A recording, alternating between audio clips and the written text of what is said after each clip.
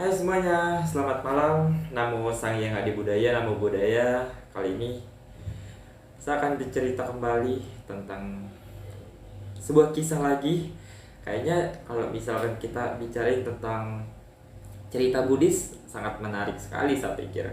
Dan orang-orang kayaknya suka cerita Buddhis. Saya pikir saya mesti harus membuatnya lagi. Dan itu akan menjadi awal dari apa yang saya ingin sampaikan ke teman-teman dan adik-adik sekalian. Oke? Pokoknya tetap tonton sampai habis videonya dan tetap fokus.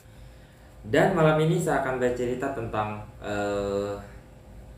perawat orang sakit. Jadi saya beberapa minggu yang lalu sudah membaca kisah ini dan saya ingin merealisasikan kisah ini sekarang. Jadi kalau misalkan kalian butuh materi sekolah minggu atau butuh games yang bisa dilakukan sama anak-anak sekolah minggu, boleh di komen. Ntar kalau misalkan saya ada waktu, saya bisa bantu kalian yang dari mana-mana. Pokoknya seluruh Indonesia, saya ingin bantu kalian untuk bisa mengajar sekolah minggu dengan baik sekali, dengan membawakan materi, games. Kayaknya kalau misalkan kita ngajak anak-anak untuk lebih membawakan materi, mereka akan bosan. Karena di sekolah juga mereka banyak belajar agama Buddha. Saya pikir di sekolah minggu kita mesti harus banyak memberikan praktik untuk mereka berupa games, tapi gamesnya mesti harus mengandung moral. Ya contohnya kalau misalkan kita mau buat game itu harus berkaitan sama kisah-kisah Buddha, pokoknya kisah-kisah pada zaman Buddha lah. Dan saya pikir itu oke sekali. Baik, kita mulai ceritanya. Suatu ketika hiduplah seorang pemuda yang bernama Tisa, yang berasal dari keluarga baik di Sawati pada zaman Buddha dulu. Di Sawati itu di India ya. Jadi Tisa ini sangat yakin kepada Buddha, Dharma, dan Sangha. Suatu hari ketika Tisa selesai mendengarkan khotbah dari Buddha, lalu Tisa memohon untuk ditabiskan oleh Buddha untuk menjadi seorang biku. Tisa adalah seorang biku yang tekun bermeditasi. Dia meminta petunjuk dari Buddha untuk meditasi yang sesuai dengan dirinya. Tisa ini sangat tekun bermeditasi sesuai petunjuk dari guru Buddha. Seperti yang kita bayangkan, Tisa ini adalah seorang yang sangat tekun sekali bermeditasi dengan petunjuk yang diberikan oleh guru Buddha gitu. Hingga suatu hari Tisa ini terserang oleh penyakit yang dimana penyakit ini adalah bisul yang berada di sekujur tubuhnya. Bayangkan kalau misalkan bisul yang berada di sekujur tubuhnya itu sebesar biji lada. Lalu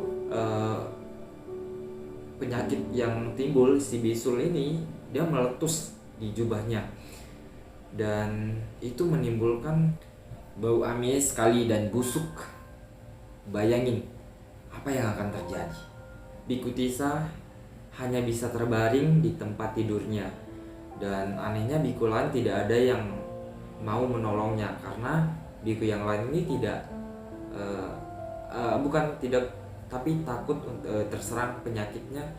Si biku Tisa ini takut terserang gitu loh. Buddha sudah mengetahui bahwa biku Tisa ini memang sudah seharusnya seperti ini karena Buddha melalui mata batinnya Buddha menerawang si biku Tisa ini memang sudah saatnya dia akan mencapai tingkat kesucian.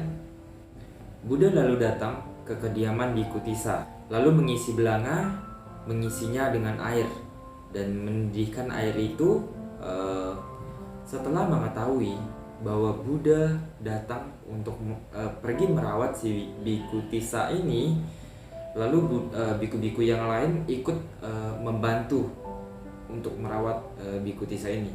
Buddha menyuruh para biku yang lain untuk membantu dan memindahkan biku Tissa ke perampian, sembari menyiapkan air hangat dan keperluan lainnya.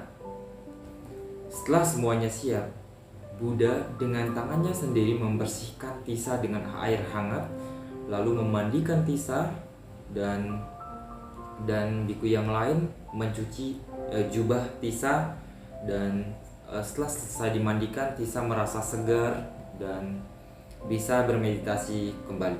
Saat Buddha membabarkan Dharma, biku Tissa memperhatikan dengan penuh kesadaran, lalu biku Tissa mencapai kesucian. Demikianlah Buddha Gautama memberikan teladan kepada kita semua bagaimana kita merawat orang yang sakit dengan penuh kasih. Lalu Buddha berpesan kepada siswanya yang telah lalai merawat biku Tissa. Ia yang merawat orang sakit berarti ia merawatku, kata Buddha. Mari kita belajar dari Buddha dan kembangkan rasa peduli dan welas asih kita. Dan jangan pernah ragu merawat orang-orang yang sakit yang ada di sekitar kita. Misalnya orang tua, teman-teman kita, saudara kita, dan mereka perlu kita rawat. Jika kita tidak bisa merawat mereka seperti Buddha yang Buddha lakukan terhadap biku Tissa, kita bisa menghibur mereka. Ya, kalau misalkan teman kita sedang sakit di rumah sakit, setidaknya kita bisa ngobrol dengan mereka, kita bisa menyanyikan mereka, kita bisa cerita-cerita tentang hal-hal yang lucu kepada mereka gitu loh. Dan jika pikiran si orang sakit bahagia, maka otomatis dia akan cepat sembuh gitu loh.